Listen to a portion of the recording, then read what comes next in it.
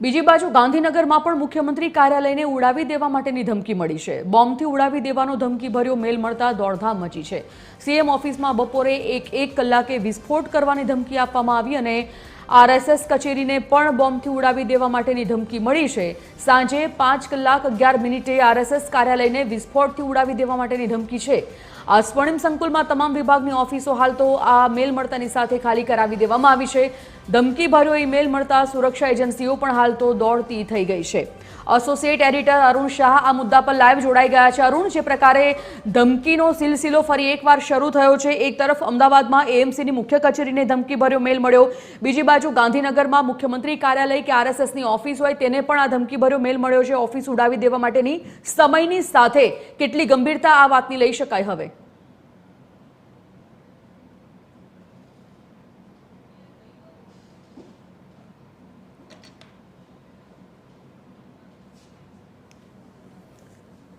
અરુણનો સંપર્ક કપાઈ ગયો છે, ફરી એકવાર સંપર્ક કરવાનો પ્રયત્ન કરીશું। ગાંધીનગર મુખ્યમંત્રીના કાર્યાલયને અને સાથે આરએસએસની ઓફિસને ધમકી ભર્યો મેલ મળ્યો છે અને આ મેલમાં બંને કચેરીને બોમ્બથી ઉડાવી દેવા માટેની ધમકી આપવામાં આવી છે। સમય સાથેની ધમકી આપવામાં આવી છે કે બપોરે 1:11 મુખ્યમંત્રી કાર્યાલયને અને સાંજે 5:11 આરએસએસ ઓફિસને ઉડાવી દેવામાં આવશે। ફરી એકવાર અરુણ જોડાઈ ગયા છે। અરુણ, આ ધમકી ભર્યો સિલસિલો ફરી એકવાર શરૂ થયો છે। ગાંધીનગરમાં મુખ્યમંત્રી કાર્યાલય હોય કે પછી આરએસએસ ઓફિસ હોય, કેટલી ગંભીરતા લઈ શકાય, કારણ કે સમય સાથે આ ધમકી ભર્યો મેલ આપવામાં આવ્યો છે આ વખતે?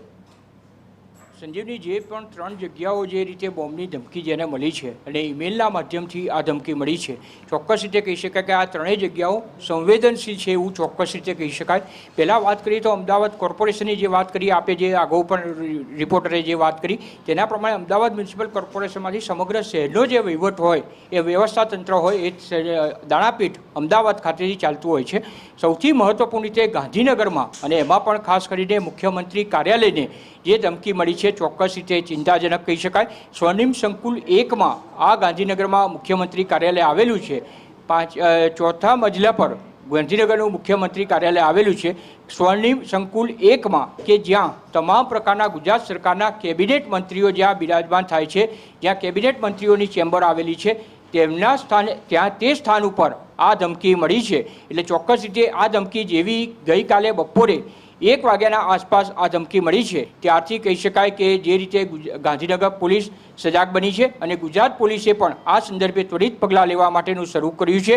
સૌથી મહત્વપૂર્ણ રીતે સ્વર્ણિમ સંકુલની આસપાસની જે પણ ઓફિસો હોય, એટલે કહી શકાય કે સ્વર્ણિમ સંકુલ 1 તેમજ સચિવાલયની આસપાસ જેટલી પણ ઓફિસ તમામ વિભાગના ગુજરાત સરકારના તમામ વિભાગો છે, તેની ઓફિસ પણ સ્વર્ણિમ સંકુલ 1માં આવેલી છે। પરિણામે કહી શકાય કે આ તમામ ઓફિસો ખાલી કરાવી દેવામાં આવી છે। એટલું નહીં, પરંતુ ડોગ સ્ક્વોડ અને પોલીસ તંત્ર દ્વારા તેની સઘન તપાસ હાથ ધરવામાં આવી છે। એટલે ચોક્કસ રીતે હવે ગાંધીનગરની સ્વર્ણિમ સંકુલમાં મુખ્યમંત્રી કાર્યાલયને આ ધમકી મળી છે, એ ચિંતાજનક કહી શકાય। એટલે હવે પછી કયા ગાંધીનગર પોલીસ અને ગુજરાત પોલીસ દ્વારા આ રીતના ધમકી મળે પછીના કયા પગલાં લઈ શકાય ને આ પ્રકારની ધમકીઓ મળતી બંધ થાય તેના સંદર્ભમાં કયા પગલાં લઈ શકાય તે અંગે ટૂંક સમયમાં નિર્ણય લેવામાં આવશે।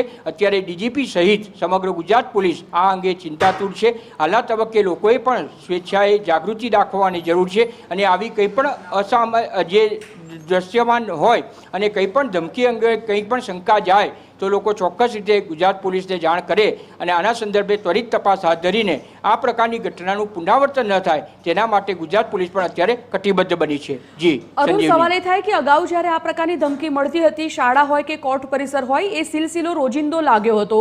રોજ કોઈક ને કોઈક નવા ઈમેલ સાથે મુખ્ય કચેરીઓને ઉડાવવા માટેની ધમકી મળતી હતી। આ આખા કેસમાં એક વ્યક્તિની ધરપકડ પણ કરવામાં આવી હતી અને તેના વિરુદ્ધ પણ કાયદેસરના પગલાં લેવામાં આવ્યા હતા। થોડા દિવસના ગેપ બાદ ફરી એકવાર આ સિલસિલો શરૂ થયો છે। તો આજે જે લોકો આ પ્રકારના પગલાં લઈ રહ્યા છે અથવા તો જે લોકો આ ભર્યા ધમકી ભર્યા મેલ કરી રહ્યા છે, તેમના વિરુદ્ધ કોઈ ચોક્કસ હજી સુધી કેમ પગલાં નથી લેવાયા? સંજીવની, આપણી વાત એકદમ સાચી છે કે ખાસ કરીને ધમકી જે દિવસે મળે છે તે દિવસે તંત્ર કામે લાગે છે, ગુજરાત પોલીસ કામે લાગે છે।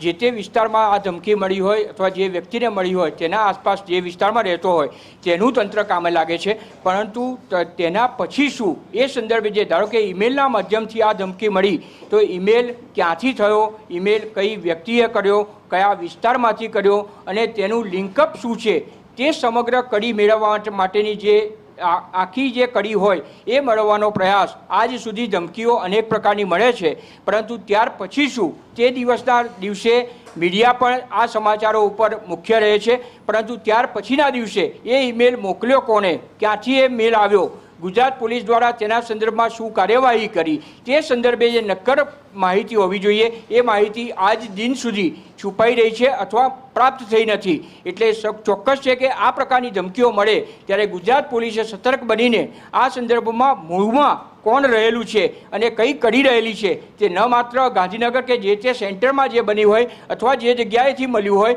તે વિસ્તાર નહીં, પરંતુ સમગ્ર રીતે એની કડી ક્યાં સુધી પહોંચે છે તે છેક સુધી પહોંચવાનો પ્રયાસ ગુજરાત પોલીસ દ્વારા થવો જોઈએ, તે કરવામાં આવતો નથી. એટલું જ નહીં, ધારો કે આપે અગાઉ જણાવ્યું તે પ્રમાણે એક વ્યક્તિની આ સંદર્ભે ધરપકડ કરવામાં આવી છે. માત્ર એક વ્યક્તિ સંડોવાઈ હોય એ વસ્તુ અસ્થાને છે. આખી કડી પ્રાપ્ત થઈ હોય અને આખી કડી એક કરતાં અનેક લોકો આ કડી સાથે સંકળાયેલા હોવા જોઈએ. ઈમેલ ક્યાંથી થયો, ઈમેલ કોના દ્વારા થયો, ત્યાર પછી જે ધમકી મળી તે ધમકી કોણે આપી, એ વ્યક્તિ કોણ છે તે સહિતની વિગતની તપાસ કરી અને આ પ્રકારની ધમકી મળી હોય તેનો ભેદ ઉકેલવા ગુજરાત પોલીસે સતર્ક રહેવું જોઈએ. બિલકુલ. મોનિકા પણ આપણી સાથે જોડાઈ ગયા છે એએમસી ઓફિસથી. અત્યારે મોનિકા છે. મોનિકા, એએમસીની મુખ્ય ઓફિસને દાણાપીઠ પાસે જે આવેલી છે એએમસીની મુખ્ય કચેરીને આજે પણ એવી ધમકી મળી કે બોમ્બથી ઉડાવી દેવામાં આવશે. હાલ તો કચેરીમાં તમામ લોકોને સુરક્ષિત બહાર પણ કાઢી લેવામાં આવ્યા છે. જે ટીમ છે સુરક્ષાની એજન્સીઓ તે અત્યારે કામે લાગી છે. માહોલ શું છે ત્યાં? જે ઓથોરાઇઝ પર્સન છે, જે જવાબદાર વ્યક્તિઓ છે, તેમના તરફથી કોઈ પ્રતિક્રિયા આ ધમકી બાદ સામે આવી છે ખરી? કોઈ વાતચીત થઈ છે TV13ની?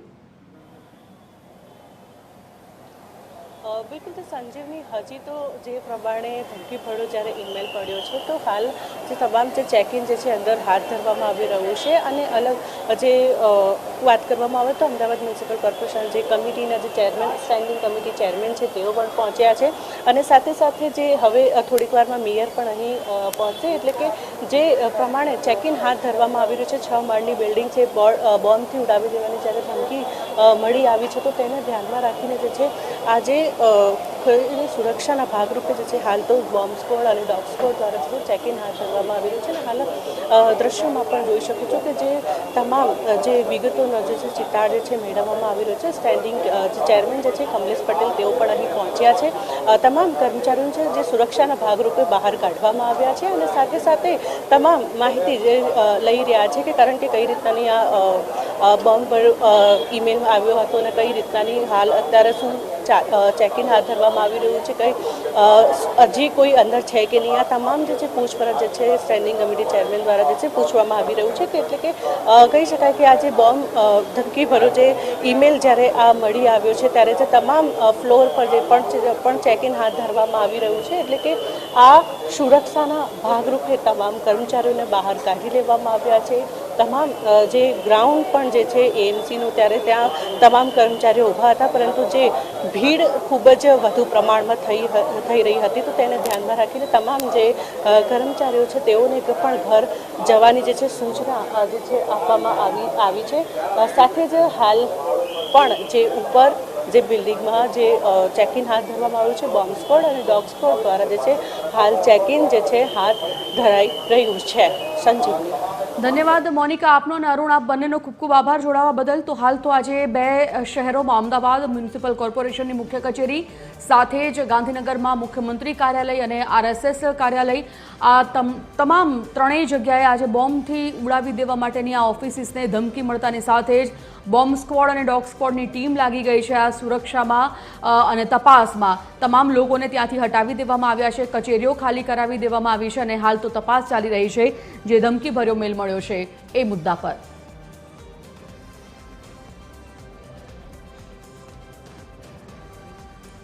તો 2 દ્રશ્યો અમે તમને બતાવી રહ્યા છે. ગાંધીનગર સીએમ ઓફિસના દ્રશ્યો છે જ્યાં ડોગ સ્ક્વોડની ટીમ અત્યારે સ્થળ પર છે અને સઘન તપાસ કરી રહી છે. હાલ તો કોર્ડન કરી લેવામાં આવ્યા છે અને તમામ લોકોને, તમામ કચેરીઓમાંથી જે લોકો ત્યાં હતા તમામ લોકોને બહાર કાઢવામાં આવ્યા છે. તો બીજી બાજુ એએમસીના જે દ્રશ્યો છે તે પણ આપની સમક્ષ, આપની સ્ક્રીન પર છે. એએમસીની ઓફિસમાં પણ તમામ જે કચેરીઓ હતી એ વિભાગની તમામ કચેરીઓ, ત્યાં પણ લોકોને બહાર કાઢી લેવામાં આવ્યા છે. ત્યાં પણ તમામ એજન્સીઓ કામે લાગી છે, તપાસ ચાલી રહી છે.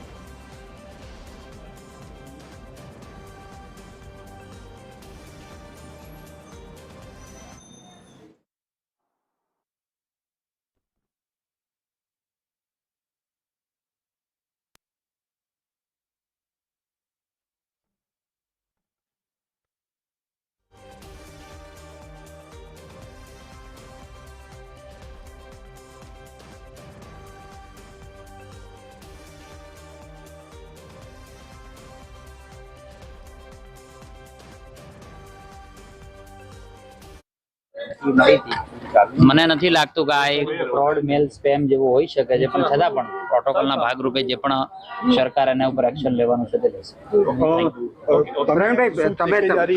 લોકોને ગભરાવું ન જોઈએ, શું છે કે શું અપીલ કરો છો? બિલકુલ ગુજરાત સુરક્ષિત છે. નરેન્દ્રભાઈના નેતૃત્વમાં, ભૂપેન્દ્રભાઈના નેતૃત્વમાં ને આપણા હર્ષભાઈ નાયબ મુખ્યમંત્રીના નેતૃત્વમાં ગુજરાત સુરક્ષિત છે, એટલે કોઈ ગભરાવું ના જોઈએ. આજે પ્રધાનમંત્રીના 12 વર્ષ પૂરા થયા છે, ત્યારે આ પ્રકારે લોકોને ધ્યાન બટાવવા માટે ઉપયોગ થઈ રહ્યો આ છે. કેટલાક લોકોને શાંતિ ન ગમતી હોય એટલે આવું કર્યું હશે. પ્રવીણભાઈ, કોણ આ નિશ્ચિત ગેંગ હોય એવું લાગે છે તમને આની પાછળ? આ જે પણ હશે એ તપાસના આધારે ખ્યાલ. કેવા પ્રકારની તપાસ કરવામાં આવી રહી છે? Thank you. પોલીસને બોલાવવામાં આવી છે?